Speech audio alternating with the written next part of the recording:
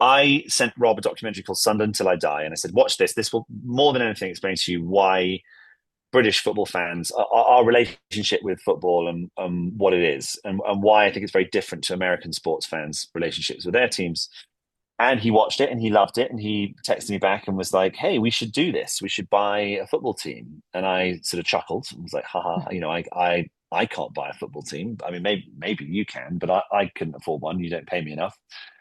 And he said, no, but seriously, like, how much would it cost to buy a football team? So I treated it a little bit like everyone was treating Duolingo or making sourdough bread or banging pots and pans and things. Like, this is like a fun lockdown activity. I'm gonna do some research and I'm gonna draw up a list of teams and I'm gonna recommend one.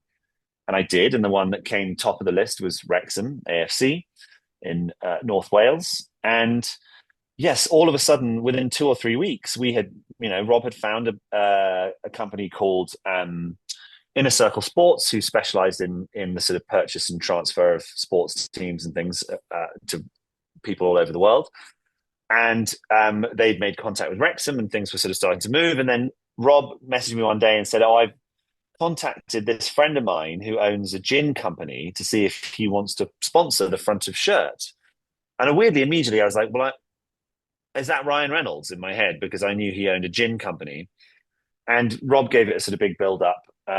Wouldn't tell me who it was like, "Oh, and he's this and he's that." And I was like, "Oh, so it's Ryan, it's Ryan Reynolds."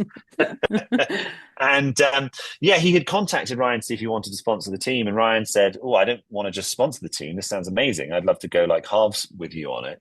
And at that stage, that completely changed our calculations on everything, because it went from being a kind of like, this is a weird, quirky, interesting little thing, to like, we've got one of the most recognizable people on the planet involved.